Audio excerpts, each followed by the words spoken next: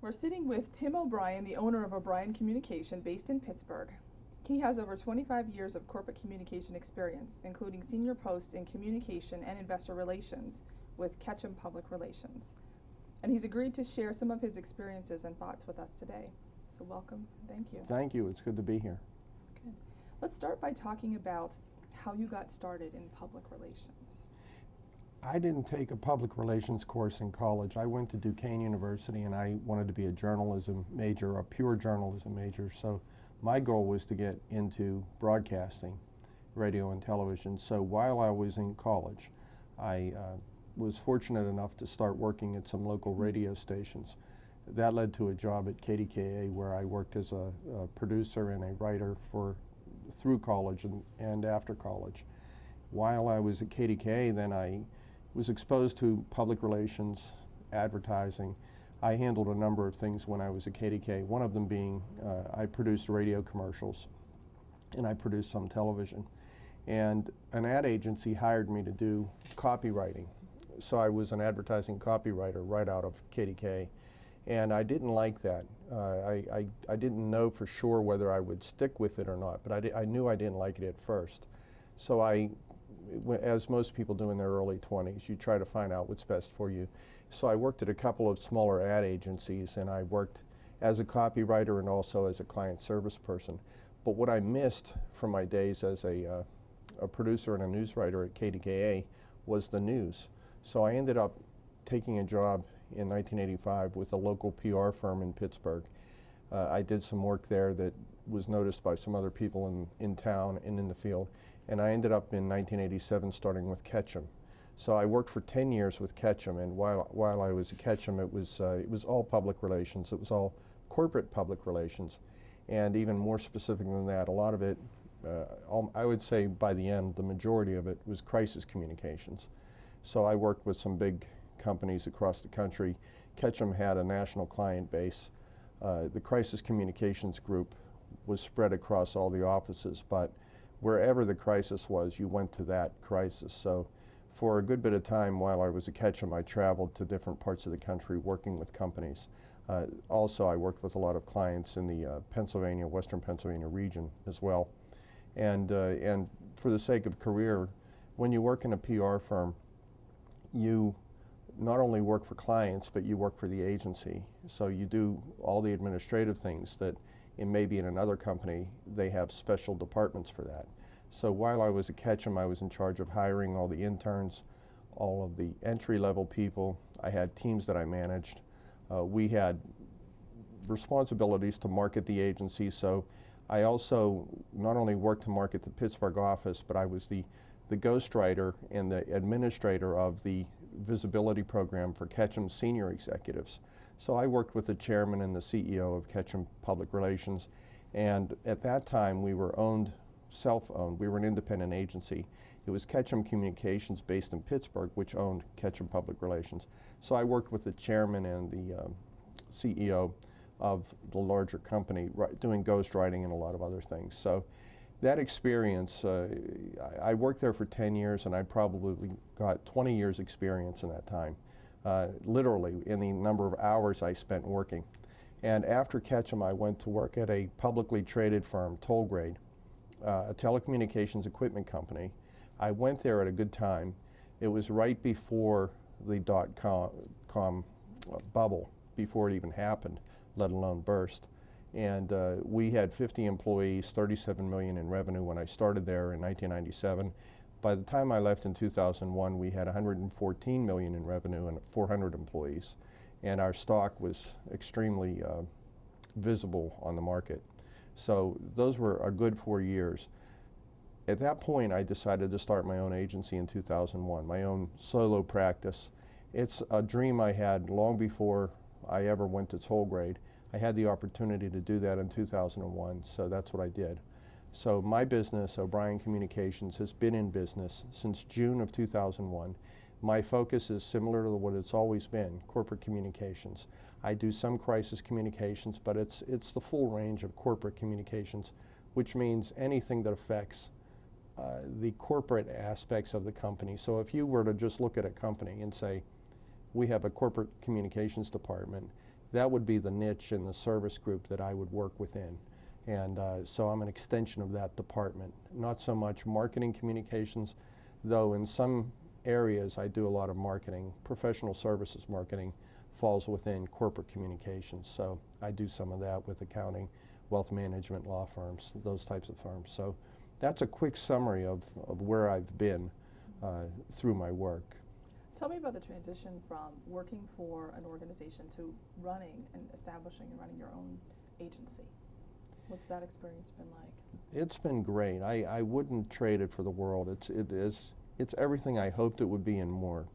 When I worked in broadcasting, I saw a huge turnover in the staff.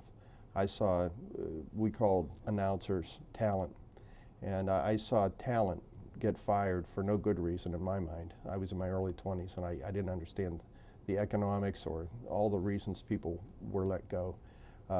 Sometimes they weren't good reasons anyway, but I saw the turnover and I saw how some people handled it. And the ones who I admired when they were either let go or they decided to move on, they started their own businesses. And there was something about that independence that they seemed to have that appealed to me. So that was sort of where the seed was planted for me. So I went through my career after that, moving into advertising and public relations, always thinking that I wanted to have the skills to run my own business, and I wanted to be able to run my own business and be independent someday. And so when I decided to do that in 2001, I was very prepared. And I've told other people this story, but being a crisis communicator, I had my own personal crisis communications plan. I always sort of thought, I had a wife and I have 2 kids. I thought, what would happen if I would lose my job? I would need to do something the next day, hopefully. So I had a plan in place. If that would ever happen, I would start my own business that day. I would not feel unemployed. That contingency plan turned into an action plan for me over the course of years. It became a dream and then something I really wanted to do. Fortunately, my career progressed and I was promoted and I achieved some things, so I never had to act on it as a contingency plan. So when the time came in 2001, it was just something I felt at that point in time I had to do.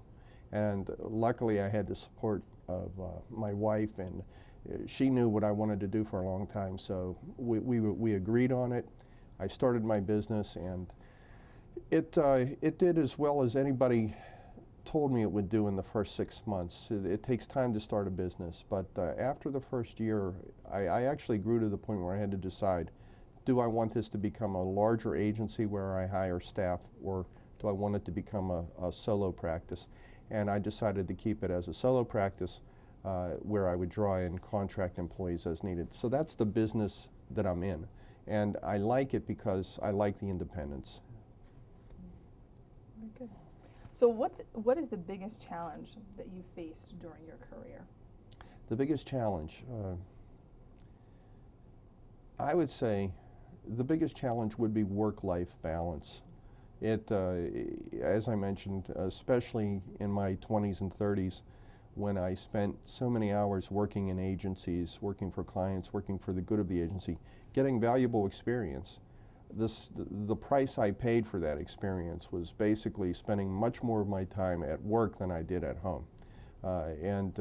So I would say the biggest challenge, and I fortunately recognized it early enough, was to try to find ways to achieve work-life balance. When to go home, when to do this, when not to join a committee, those types of things, because you can overextend yourself if you're as committed as I was to your career. So that was my biggest challenge, was achieving work-life balance.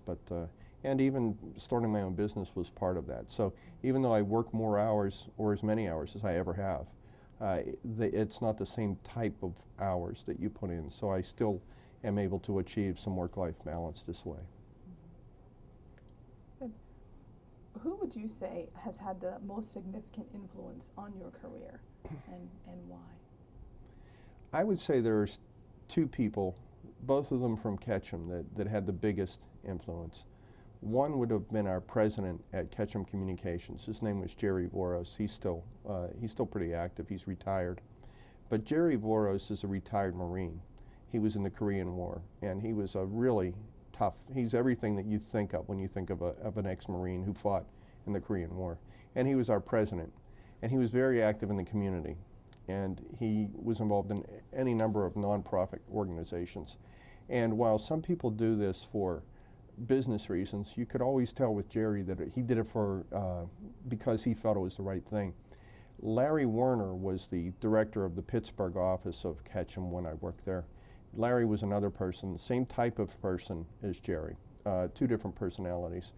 Jerry was somebody that I did a lot of work with and on behalf of, and I knew earning his trust was key, because he didn't trust many people, and I was able to do that, and he was able to assign me to do a lot of things. He was very blunt, very demanding, very, very hot-tempered, and I was able to not only face it, but manage it. And after working with Jerry, I felt his example, he was a good person to follow, try to follow his model, but at the same time I felt if I could work with a client, if I could satisfy Jerry's high expectations, I could work with any client. So it gave me confidence working with Jerry, and he was good at giving you that feedback.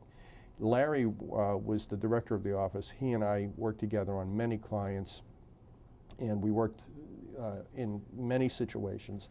And in every instance, Larry was a very ethical person, always did the right thing, always. And when it came to the quality of your work, he always said, there's no such thing as a B in my class. There's an A or an F. And so that's a standard. And it's a standard that even though I've started my business in 2001 and I've been in business, I still feel that I carry on that tradition. Very good. So what are the most important issues or the enduring truths that you've learned in your career that you could pass on to the next generation? The most enduring truth, and I've said this before, I've actually even written about this in some PR trades. There's a term in PR called perception is reality. It's a very common term and people believe it. The thinking behind the term is that it doesn't matter the truth, it matters how people perceive the truth. And that is something I've always sort of had an issue with. My feeling is reality, and you can't change reality. And we in public relations can't change reality. So what we have to do is work with reality, the truth. We have to tell the truth, but we always have to remember that the truth and reality do not change. So that is an enduring thing, and I think that when we deal with when we teach and train young people, I think that's the thing that I've always had to remind people, that at least when you're working with me, we are not going to deviate from the truth too much. I mean, and I don't want to say too much, but we are not going to deviate from what we know is reality. The facts are the facts, and they won't change, and we can't plead ignorance, and we can't give ourselves that out. Where some people, I think, in the field feel that you can play with factual data and create perceptions that may not be fair, and I don't agree with that. That's good. So which of your accomplishments are you most proud of, and why? I would say the 4 years I spent at Tollgrade were really something that I was proud of. And for the reason is, once I became the director of communications at Tollgrade and the investor relations director there, I was able to do everything that I always thought should be done the way it should be done. I didn't have the constraints of working with other companies. My only boss was the CEO and the board of directors, so as long as I was working hand in hand with them, I was able to pretty much decide how communications should be handled.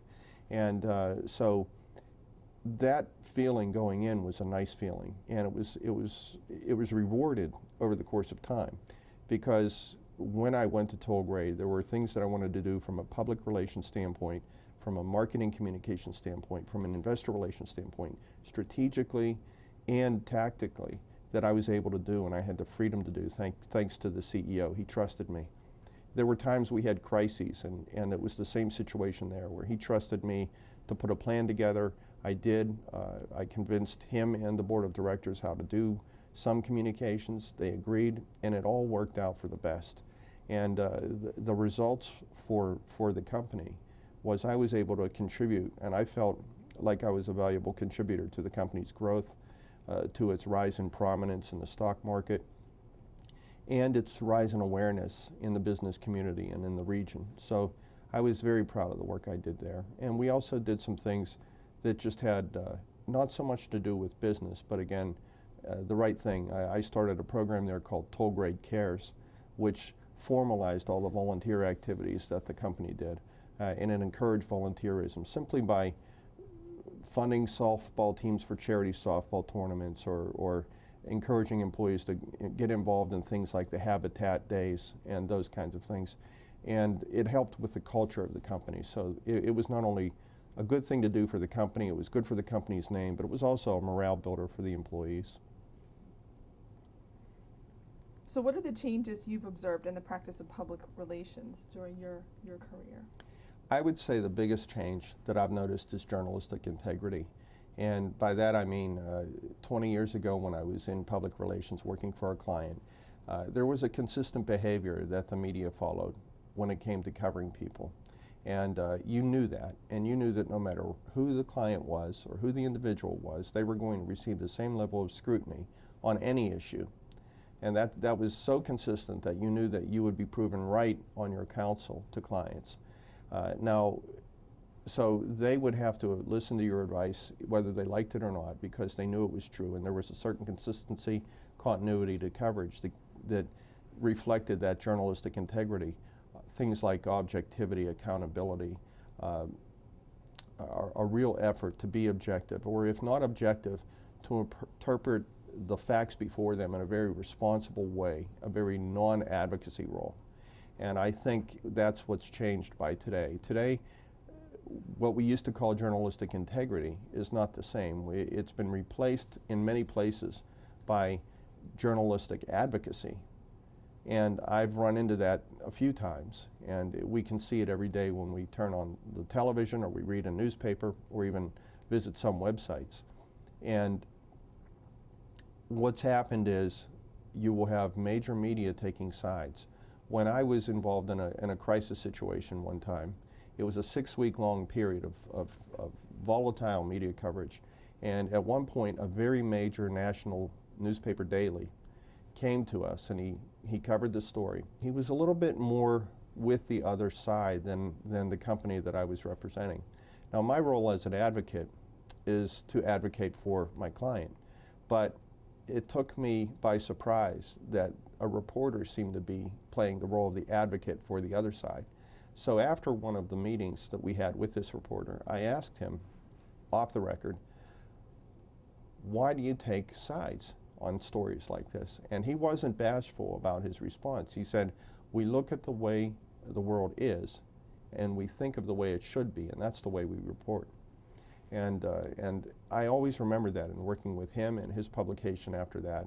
And it became very good advice from him, because anytime I've run into that publication, again, thinking of that mantra of his helped, because all their reporters tended to behave that way. So whether we like it or not, what we now know in public relations, and it is a big change, is that you will have advocacy media. And so you're no longer, it depends on what side of the issue you are, whether you're going to be highly scrutinized or not, or even unfairly ridiculed, and where the facts will not matter to certain reporters in certain cases. And we just have to know that. Now, why does this happen? Economics is a big reason. Newspapers have learned that you can't be neutral and sell newspapers and sell advertising. In an environment where we have the internet and so many media options, and younger people aren't even using the old-fashioned mainstream media. They're going to the internet, they're getting information so many different places, that it's very tough for publications to get the attention that they need to run their businesses. So what they've learned is, by taking a side on the issue, by creating, it's not quite sensationalism, but by taking a side, they appeal to that side of the argument, and at least that's their base, and that's their business market for their publication or their viewership. And so you have that. I've run into that in business, in public relations as well. So you will have one newspaper take one side of the issue and its competitor take the other side of the issue, and the two newspapers will compete with each other by taking two sides of an issue. So that's what's changed, where both newspapers aren't striving for neutrality. They're striving to fulfill a certain mission that isn't necessarily neutral. So how has the change in journalistic integrity impacted public relations, and how do you practice differently in that kind of environment? I think we have to be much more realistic in how we counsel clients. We can't blindly go back to the old notion that every reporter is going to give you a fair shake. That doesn't mean you ignore that reporter. That doesn't mean you don't deal with publications that are maybe what you might think is unfairly critical. You still have to deal with all media, and you have to deal with them on their terms. That's the hardest part about our job, is we have to do that. But there are ways to deal with it. For example, if you feel if a TV station is going to edit your most important comments out to create the wrong perception, what I would counsel a client is don't do a taped interview, do it live. And that way you can at least be assured that, yes, you will talk to that media outlet, but you'll do it live so that if you feel you have an important comment to make, it won't be edited out of the interview. That's just one thing that, and I've learned that from other PR people that do that as well. Is this a problem for the media? No, I don't think so. I think the media wants the story, however they get it, and that hasn't changed. And I think we have to know that what their ground rules are, and we have to follow them. And we can never walk away. We can never say no comment. But we have to know what we're dealing with. And the most important thing for any PR person is to do their research. Just do as much research as possible on the media outlets that you're dealing with. Good. Well, let's spend a couple of minutes talking about ethical public relations. And in a way, we've already started to step into ethics as an issue here. In your professional opinion, what constitutes ethical public relations? That's a good question. When I hired people over the years, there was an interview question that I had for interviewees. It seemed that all candidates for jobs were prepared for the questions like, where do you want to be in 5 years? Why do you want to do public relations for a living? One of the questions I always hit them with, and I didn't do it to throw them off, but I did do it to get a glimmer of who they really were, was I would, at some point in the interview, say, what do you stand for? And they would say, what do you mean? Almost every candidate would say, what do you mean by that? And I'd say, what do you stand for? What values do you have that are so non-compromising that you wouldn't want this job, or that you wouldn't want to work for a particular client? And I would tell them, this isn't going to count against you in the job. If you tell me that you want the sky to be purple, and that's a value that's important to you, I'm not going to judge that. But I need to know, do you have anything in your life that is so non-compromising that you can't do the work? And it was a 50-50 proposition. Most people didn't have very good answers because they never expected the question. They maybe never even thought about how they might answer a question like that. Younger people, when they're coming out of college looking for internships, all they're worried about is getting a job. They're not thinking in those terms. But there were a few that did. There were quite a few that they knew where they stood. They knew what their values were, and they weren't bashful about saying it in an interview. And I really admired those people because that is what you need when you do this profession. And tied to that, it goes to advice I received from someone at one time. That person said, if you're not willing to be fired for what you believe in, you don't have enough passion about the business. And so I felt that there are times when we counsel clients that we cannot back away from a certain issue or fact or strategy, something that they need to do, a recommendation that is so important to the success of preserving their reputation that if they can't do it, then we're getting into an area where we just can't proceed. And I always looked at hiring people who had that same value. And while we can't always be judgmental of clients, or we can't be judgmental of companies. I think having a core value system, knowing where your center is so important to doing this field. Good. So how have recent ethical lapses in business, Enron being an example, affected the practice of public relations? I would say from a business standpoint, that's interesting. From a business standpoint, there have been disclosure rules changes. The SEC has come out with disclosure rules like Sarbanes-Oxley that came, I believe, as a direct result out of Enron. And that governed the way companies disclose information. People have to be much more transparent. I remember when I worked with analysts and investors, and we would go to analyst meetings, and you would be in these large conferences where many companies presented their story to analysts. And the custom at the time was to sit down with your analysts and tell them how the company was doing. You might have 4 or 5 analysts covering your company. So you'd sit down with them even one-on-one and tell them how the company was doing. And they would take that information and put it into a report that they were going to publish. And then a few days later, around the time that you disclose something like earnings, they would release their report, either upgrade you or your status, buy, sell, hold. And it all seemed to work a certain way, but there were abuses within that system by some companies where there was a gray area between who was getting insider information and acting upon it. Now, then Enron came along, and all of a sudden ethics became the biggest issue in disclosure.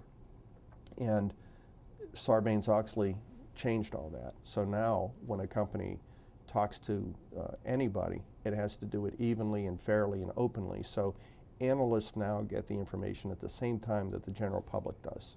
At the very same time. They get no warnings, no heads up, so there's a much more hard line, a zero tolerance for anybody that would leak information prior to it actually being disclosed publicly. That was a major change, and that was a major change in the way publicly traded firms are regulated. But that hasn't filtered down into the rest of the business community, non-public, private organizations. And the public relations business is not just centered on business. The public relations business also works for non-governmental organizations and those types of groups, special interests. I would say Enron and those types of things did change things for publicly traded companies, but there are still ethical issues in the way public relations is handled in places where public relations doesn't have to be as accountable, and that would be in places like special interests, where that's the case. Do you think that organizations are held to a higher standard now in the media due to what happened with Enron, or do you think that it hasn't really? Companies are, definitely.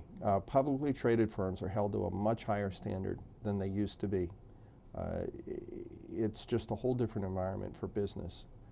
It's not that business, and even then, we had the recession for the past 2 years that came as a result of problems in the housing industry, the mortgage industry, the finance industry, some Wall Street issues.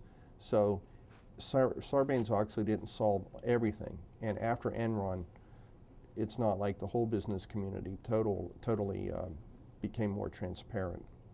So I would say the past 2 years have done more to start to change that.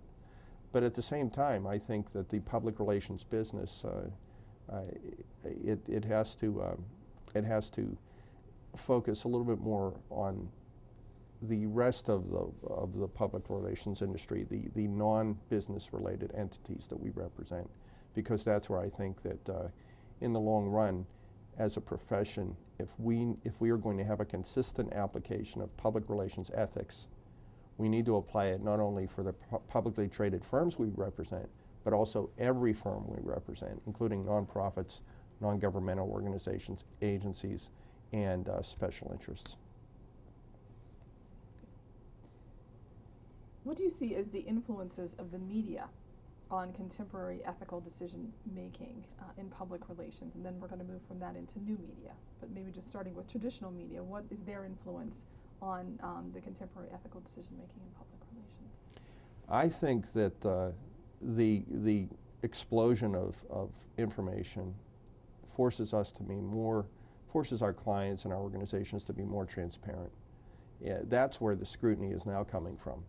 That is where not every blogger might have a bias, but there are so many bloggers out there from different points of view that companies are forced to be more accountable to the blogosphere.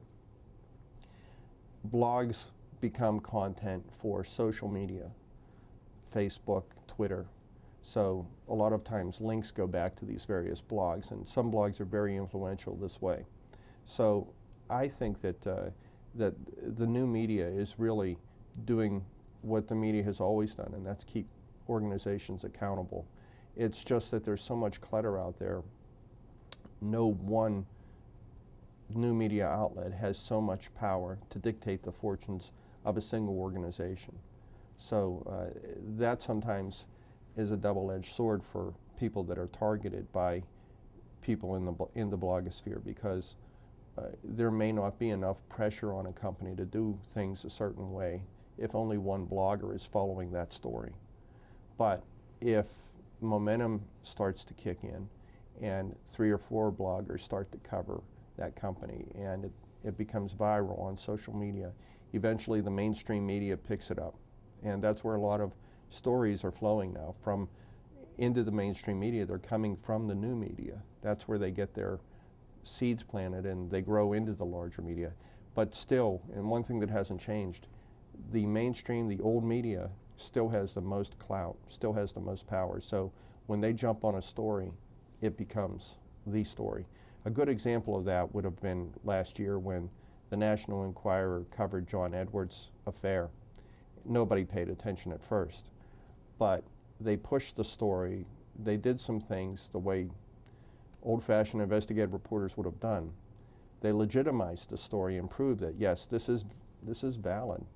And the mainstream media picked it up later. So they followed the lead. Now, the National Enquirer is not new media, but it was tabloid media. But sometimes stories now are coming from these unlikely places.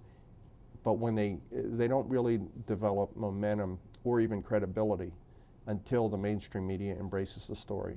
And when they do, they bring all the power and clout that the mainstream media has. So let's talk a little bit about new media.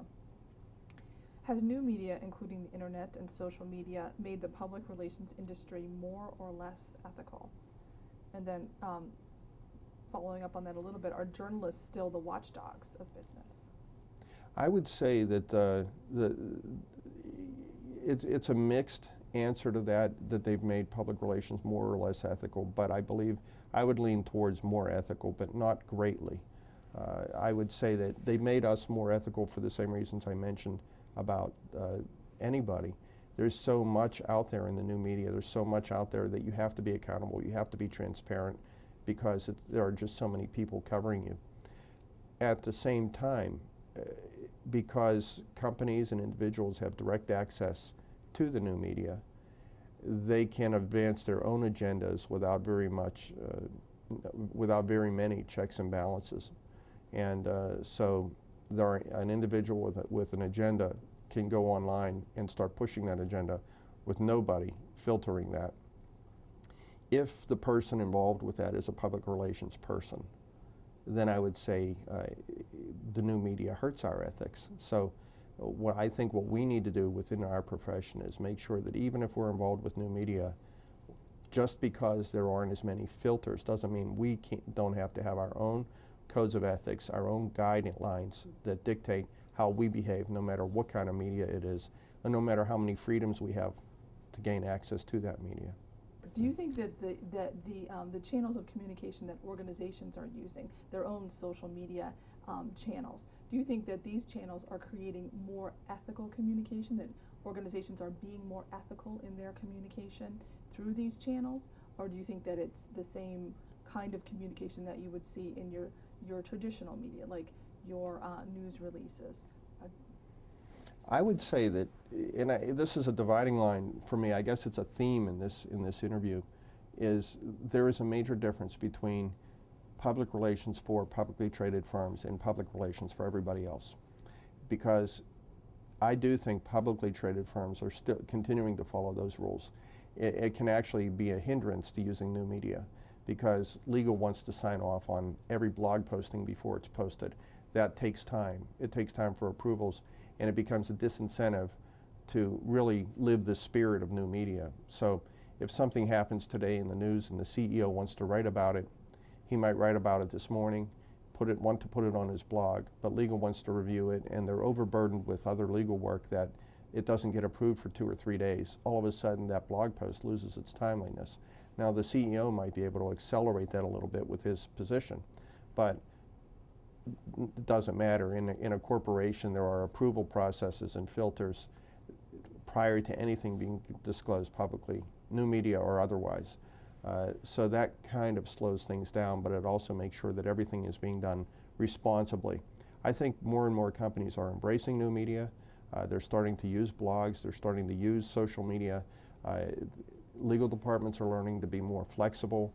They're starting to actually assign. I know one company that has a compliance officer who's within the legal department, whose job it is to just keep an eye on what's going on with the company's output on social media. That's just one company that I know. I know it's common within certain industries right now. The new media channels, are organizations communicating more ethically through it? Is it a way for them to engage more ethically as opposed to just blasting out press releases and that kind of thing? Okay, the second part of that answer. Yeah. Okay. The second part of that answer would be, what about the non-publicly traded firms? What about those firms? Is new media causing them to be more ethical?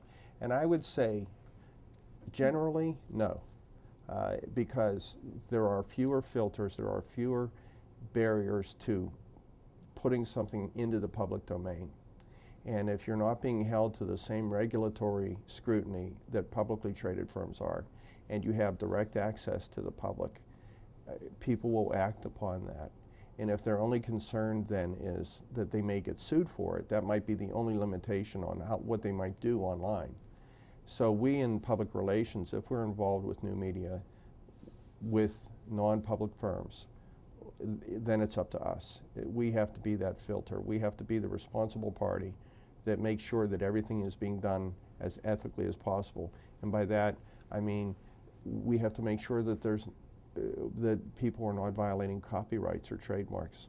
We have to make sure that anytime we put something online that we aren't endorsing any sort of libelous activity or slanderous activity. We're the ones who have to make sure that confidential information is kept confidential if it's within that organization. So we're the ones that have to be the regulators of how our organizations handle social media. That's the case if it's not a typical company that has a legal department that's going to watch that thing. Are younger workers today prepared for informed ethical decision making? I would say younger workers have never been prepared for that, today or 20 years ago. I don't think it's something that they think about heavily as a group before getting into the profession because they haven't been confronted with it yet. And that's why I used to ask that question in job interviews.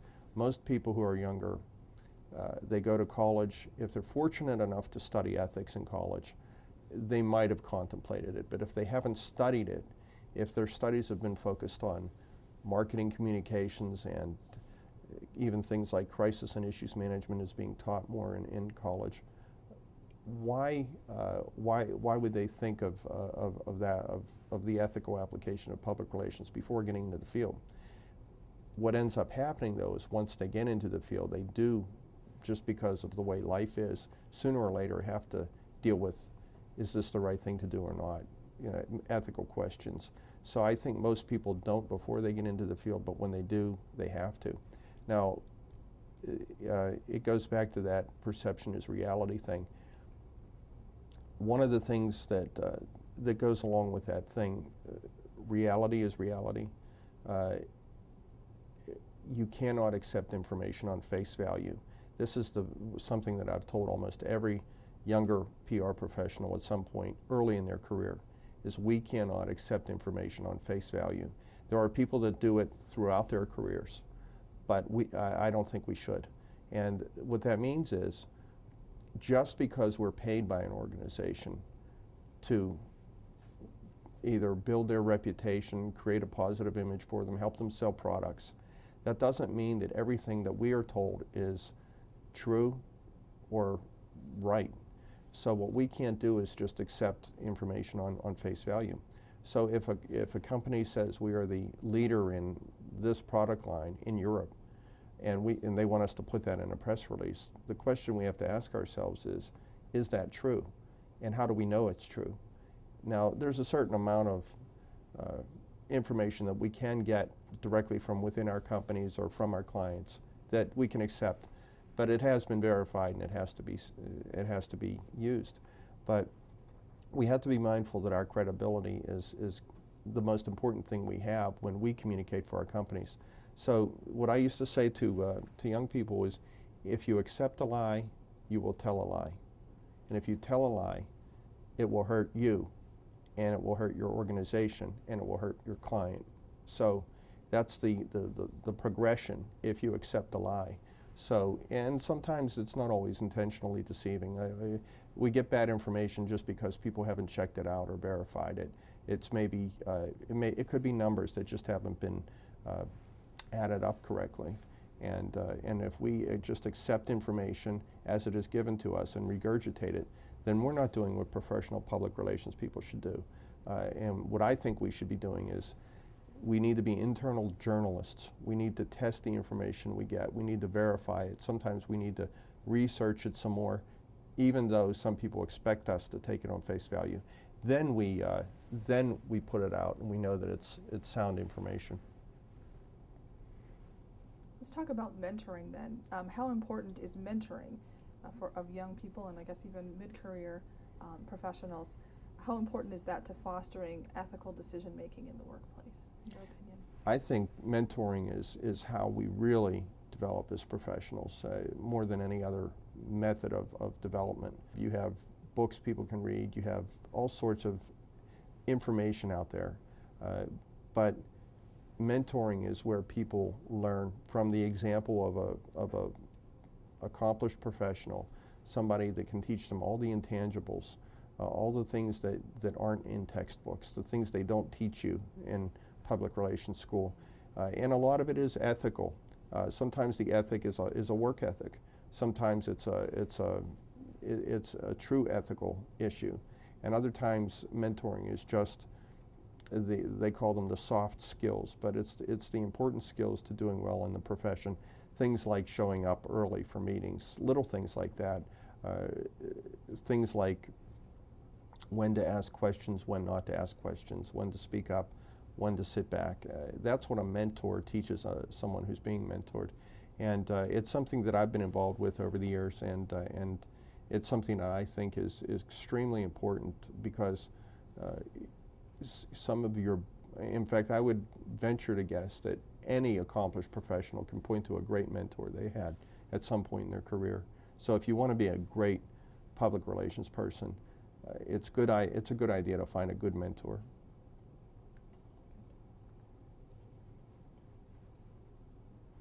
So the aim of the Arthur W. Page Center and the Page Society is to help individuals become counselors to leadership, both internally and of course externally as an agency. How can individuals best prepare themselves for this role as a counselor? I think that's a good question from an ethical standpoint, because it does go back to, these are kind of mini stands we take in life that make us a counselor. When you're first learning public relations, you should be a good writer. So you should learn to write with proper grammar, to have an attention to detail, to make sure that you spell everything correctly, to make sure you proof things. That's a mini victory when you can do that. As you go through your career, how to effectively pitch a story to the media, how to effectively come up with a communication strategy for a program. how to sell that strategy to a client or senior management. These are all things that we do to develop as professionals, and each time it's a mini victory. And I think as counselors, I think the key thing then is after you have each one of these victories, once you're able to do each one, master each of these skills, the point is to be so confident in your abilities in that area that you will not back away from any advice you might give on certain areas. So you might have, I still do this to this day, and this is an example, but if I write a press release for a client and one of the people on the client side want to change a word or two, or they want to change the way titles are done, I don't challenge that if it's their preference, so long as we're doing it in a quality way and very consistently. So you have to be flexible. You have to pick your battles. But there are times when people want you to sacrifice quality because it's just something that they want to do, or maybe they don't think about it. They just want to do things a certain way, not thinking that there's any other way to do it. And if we have higher standards, we have to enforce them. We have to take a stand for those higher standards, whether it be the style of a press release, the way a strategy is implemented, or the way a situation is handled. But at some point or another, as counselors, and that's where I think we earn the title counselor, it's where we will give a piece of advice or offer up a particular strategy. And again, if we're willing to stand by that strategy to the extent that we'll put our jobs or our careers on the line, I think that's where you really earn the title counselor. I haven't had to do that in my career that often, but I was willing to do it every time. Good. So our last question, briefly put, the Arthur W. Page Center at Penn State is committed to fostering integrity in public relations. Would you suggest a few ways that the program like this could be made even more effective than how it is today? I don't know much about the center to know what it should be doing, but from what I know, what's being done right now, the lecture series and having the center here on site, having a program, having Dr. Parsons take responsibility for his part of the program, the whole Don Davis School is just, it's a great statement, and it's really good to give students access to ethical training, and it caused them to start thinking of these ethical questions before they get out into the real world. I took, when I was in college, I took journalism and I took speech. And when I took speech class, it wasn't public speaking so much, it was argument and debate. So my fellow classmates in my speech major were pre-law majors. And in the course of that major, we argued ethical questions, and we were always dealing with ethical issues. It wasn't an ethics major, but ethics came up quite a bit. I didn't really tap what I learned in college on the speech side of my major until I was probably in my 30s, because that's when I rose up. That's when I became a vice president. That's when I became a leader in various account teams. That's when senior managers were asking me for advice. And all of a sudden, the training I had back in college where we argued ethical issues in my speech and debate classes, all of a sudden that started to kick in. And it still applies. So I would say if you learn ethics in college, you may not need that to get your first job, and you may not use it when you're working as an assistant account executive somewhere, when someone only wants you to do what we would call grunt work, putting mailing lists together and helping set up special events. But as you progress in your career, if you took a good ethical curriculum and in college, when you're a vice president, when you're in your late 20s and 30s, and you start to really move to become a senior public relations professional, you'll be amazed at how you might even go back to your books that you had in college and start using them as reference guides for the situations you'll face when you start to progress in your career. Very good. Well, on behalf of the Arthur Page Center, we want to thank you for the time that you've given us and the insights. Thank you very much. Thank you. It was good to be here.